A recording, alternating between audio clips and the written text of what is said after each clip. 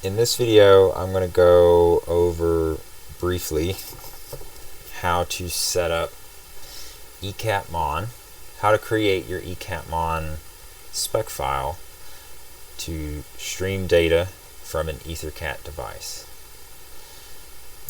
This isn't going to be a video on how to set up all of EtherCAT. We have a document on sciflex.com for setting up EtherCAT and establishing communication. So this is assuming you already have that done, and you're going to type this command, and then you're going to get an output similar to this, and then this is the output that you're going to parse to come up with your EtherCAT mon file. Now, real briefly, if you run which EtherCAT on your system and it tells you that that command doesn't exist, which it doesn't on my system because this is just a development system. I pulled these files from an actual cell.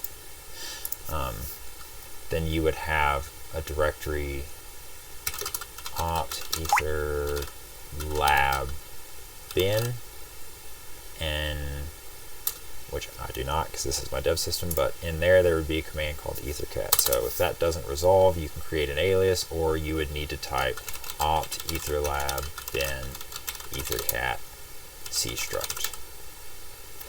So once you've got that alias, or you're typing the full command, you're going to get some output like this. Additionally, you're going to want to start with a example EtherCAT mon file so you have the correct header information, and so you can get that from sciflex specs.def EtherCAT mon.6.3.def. So you can copy that file to your working directory. If we take a brief look at that, you'll see it's going to have some entries already in there, and so you could remove these entries for the inputs, remove these for your outputs, and then you've got a template file that you can use to get started. And so I've already done that. We're not going to be doing this in real time. I already have these files. And so the important question is, how do I fill out all of these columns? So variable name, sciflex units, device units, update time, this is all straightforward. Whenever we're getting into actual EtherCAT specifics, the questions that you're going to have are, what's my master index, what's my slave position, and what's my slave channel? And so that's these three columns. I'm sorry they're not aligned, but they're not. So the first question is, what's my master index? Well, you're going to get that from the cstruct output. The very first thing it's going to tell you is that this information in this C structure is coming from master 0. So put 0 there. The next thing is going to be slave position. A lot of systems are only going to have one slave, and so that's going to be slave 0. Slave 0 is going to count starting at 0 and increment up. So if you have multiple slaves, then you might have slave 0, slave 1, slave 2, etc. But on this particular system there was only 0, and so for this particular channel, for this device, it's always going to be slave 0. The next thing is going to be slave channel, and so most of this video is going to be talking about slave channel and slave and the type for that variable.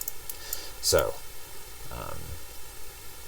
let's start by just kind of briefly going over what else is in this output. So you're going to have this EtherCAT PDO entry info section, and then you're going to have an EtherCAT PDO info section. So in a nutshell, you can start counting at 0 and count each line in this top section here, and that's how many channels you have available. And so if you want to stream the serial input word 0 to drive, if you want to stream this as a sciflex variable, then it's going to be slave channel 0. So this slave channel column would be 0.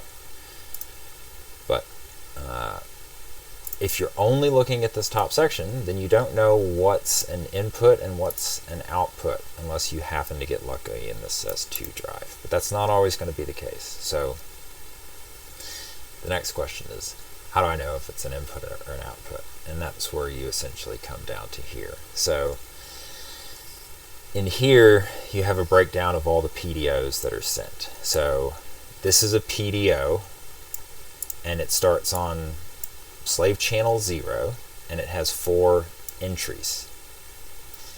So this is slave channel 0, 1, 2, and 3. So these are the 4 entries of this PDO. This PDO is called the DO RX PDO map. RX, so when you see RX or TX in the cstruct output, it's saying that from the perspective of the device, not from the perspective of Cyflex. So your EtherCAT mon file is always going to be the opposite. So RX means it's receiving, and so if the drive, this particular device is a Unicode drive, so if this drive is receiving a variable or an entry from Cyflex, then that means it's an output to Cyflex. So if you see RX in the cstruct output, then it's an output to Cyflex. If you see TX in the cstruct output, then it's an input to Cyflex. So you can essentially cross-reference this bottom section with the top section in bricks. So I'm just going to actually add some spaces to this to kind of make some sort of sense. So starting at slave channel 0, this is going to be an output from Cyflex, and there's 4 entries. So if I look at the first 4 entries, these 4 entries are essentially 4 variables that I can create in Cyflex as outputs, and I've created them right here. And so you can see I chose slave channel 0, 1, 2, 3, and then I chose a type of S. S stands for short. If you scroll to the top, you'll see the header. Short indicates it's a 16-bit signed short. US indicates it's a 16-bit unsigned short. How did I know it was this? In the cstruct output right here, this is how many bits that channel is. And so that indicates that it's a 16-bit, so it's short, but I don't know whether it's signed or unsigned.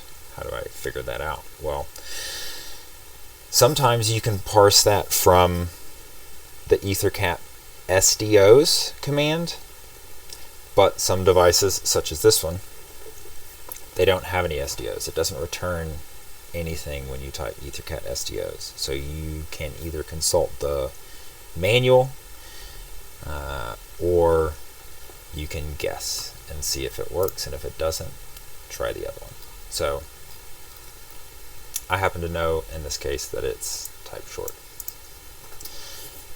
And so this is that first PDO. The first PDO has 4 entries, and I created these 4 variables. And again, it's 0, 1, 2, 3, which I can get because I know that in this top section I start at channel 0. This is channel 1, channel 2, channel 3.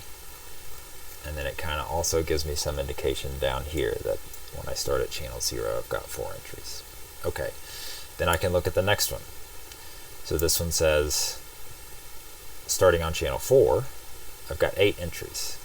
So I can scroll back up here and go 1, 2, 3, 4, 5, 6, 7, 8.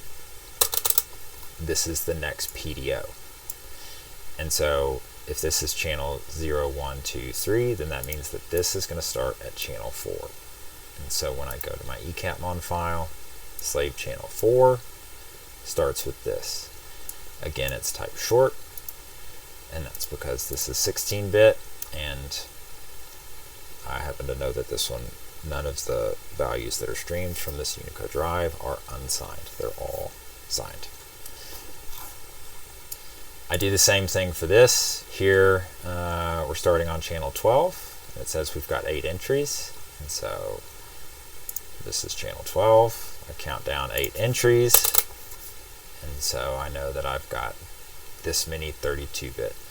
Again, if you had an SDO's output, it will tell you if it's a float or a long, but this one just says it's 32 bits. So through trial and error, I found out that it was type long. So this is the int32rx PDO map, and so these are all the outputs.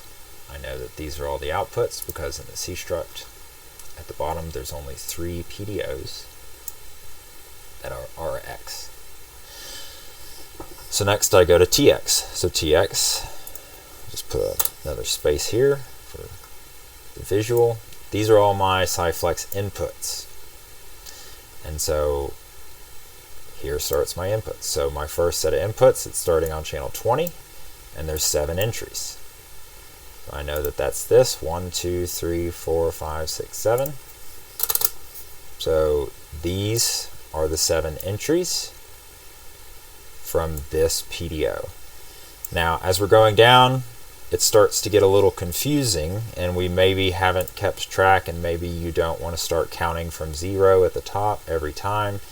And so I'm just going to quickly hop over and point out that there's also a command called EtherCAT PDOs. So this will allow you to cross-reference the index and the subindex, and if you have a very long cstruct output, then the PDO's output might help you parse it. So, for example, if I know I'm trying to configure this bit of Cyflex inputs, and I know that it's index 1A00, then I can come over here to 1A00, and I know that I'm looking for subindexes 2000 and then 1, 2, 3, 4, 5, 6, 7. And if I cross-reference to here, I see that this is subindex 2000, 1 through 7. So anyway, then I'm just doing the same thing on my Cyflex inputs. So I start at 20, and if in my EtherCAT file, you can see I've created channel 20 as an input, meaning it's in this input variable section, and it's type short. I knew that it was short because of this. It's 16 bits. And then to just do one more, we get into the next PDO, and it starts on 27. It says there's 3 entries, and so that's these 3 entries, ADC 0, 1, and 2. And here you can see I created ADC 0, 1, and 2, and the numbering scheme just continues. I go from 26 to 27, 28, and 29. I said one more, but I guess I meant to say 2 because I was just going to make some reference to pointing out on this third one, starting on channel 30, it says there's 2. That's these 2, and they're 32-bit. And again, if all you had was this 32 to go off of, and the device had an EtherCAT SDO's output, you could cross-reference what the SDO has for index 1A04, subindex 2030, and you could see if it says, is that a float, or is that a long, or is it an unsigned long? I used trial and error and found out that it was a long, because this is what gave me the value that I knew it should be. So that's pretty much it. That's how you figure out what the slave channel is for each device. Now, if you're talking to a device through the attribute layer, then you'll have AI attribute files that are also going to need the slave channel and the type. You do the exact same thing. You're going to use the exact same cstruct output, and you're going to determine what slave channel to use, and then you're going to use it. Personally, I prefer to use EtherCAT whenever I'm first talking to a device, and then I make sure that all of the channels work in EtherCAT. And the reason I prefer that is you can slay and restart EtherCAT on the fly without having to run a go, and so it's faster. And so if I'm not sure if it's a short or an unsigned short, I don't have to put an S in here, run a go, and then gvar the variable, and if it's wrong, slay stuff, put a US, run a go, check the variable. I just kill EtherCAT I restart it after I've made the change, and I see if it's reading what it should, or if it's reading anything at all. So yeah, that's a high-level overview of figuring out your slave channel and type based on the cstruct output.